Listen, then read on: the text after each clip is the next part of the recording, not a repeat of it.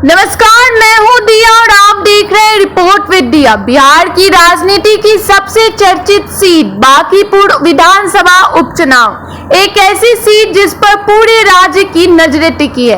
एक तरफ भारतीय जनता पार्टी अपनी लंबे समय से चली आ रही राजनीतिक पकड़ बनाए रखने की कोशिश में, वहीं दूसरी तरफ जन स्वराज के संस्थापक प्रशांत किशोर इस चुनाव को अपनी सबसे बड़ी राजनीतिक परीक्षा मान रहे, और तीसरी ओर आरजेडी भी इस मुकाबले को त्रिकोणीय बनाने में जुटी है।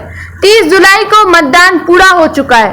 अब पूरा बिहार सिर्फ 3 अगस्त का इंतजार कर रहा है, क्योंकि उसी दिन तय होगा कि बांकीपुर का नया प्रतिनिधि कौन होगा। लेकिन सवाल सिर्फ जीत हार का नहीं, सवाल है क्या यह नतीजा बिहार की राजनीति का नया अध्याय लिखेगा। आखिर इतना चर्चित क्यों है बांकीपुर? बांकीपुर कोई सामान्य विधानसभा सीट नहीं मानी जाती। यह पटना के सबसे महत्वपूर्ण शहरी क्षेत्रों में शामिल है और लंबे समय से राजनीतिक रूप को बेहद अहम मानी जा रही है।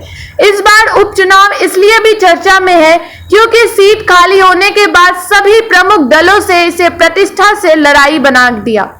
इसी वजह से चुनाव प्रचार के दौरान बड़े बड़े रोड शो, जनसभाएं, सोशल मीडिया कैंपेन और लगातार राजनीतिक बयानबाजी देखने को मिली। राष्ट्रीय मीडिया से लेकर स्थानीय चैनलों तक हर जगह सिर्फ एक ही चर्चा है, बांकीपुर किसका होगा, मुकाबला किन के बीच है।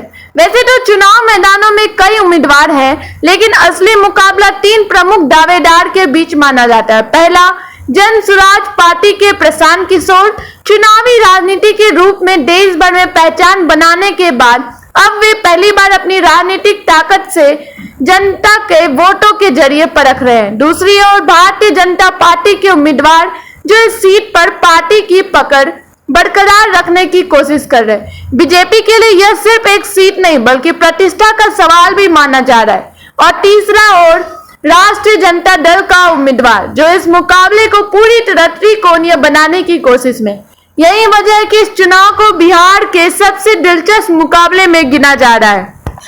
कम मतदान बड़ा संकेत। 30 जुलाई को मतदान शांतिपूर्ण तरीके से संपन्न हुआ, हालांकि मतदान प्रतिशत अपेक्षाकृत कम रहा। राजनीतिक विश्लेषकों के मानना है कि शहरी क्षेत्रों में कम मतदान कई अलग अलग कारणों से हो सकता है, लेकिन इसका वास्तविक असर किस दल पर पड़ेगा यह कहना अभी जल्दबाजी होगी। हर राजनीतिक दल अपनी अपनी रणनीति और वोट बैंक के आधार पर जीत का दावा कर रहा है, लेकिन अंतिम फैसला केवल मतगणना ही करेगा।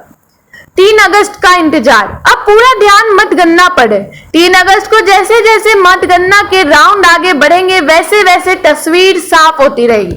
क्या बीजेपी अपना गढ़ बचा पाएगी? क्या प्रशांत किशोर पहली बड़ी चुनावी परीक्षा में सफल होंगे या फिर आरजेडी सबको चौंका देगी? इन सभी सवालों का जवाब मतगणना के आधिकारिक परिणाम आने के बाद ही मिलेगा। तब किसी भी दावे अनुमान का अंतिम नतीजा नहीं माना जाता। तो दोस्तों, बांकीपुर उपचुनाव अब सिर्फ एक विधानसभा सीट का चुनाव नहीं रह गया, यह बिहार की राजनीति की दिशा और भविष्य को लेकर भी चर्चा का केंद्र बन चुका है।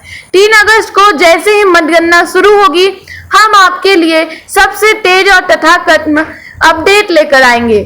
आपकी क्या राय है? क्या बीजेपी अपनी पकड़ बरकरार रखेगी? क्या प्रशांत किशोर नया इतिहास रचेंगे या कोई और परिणाम सामने आएगा?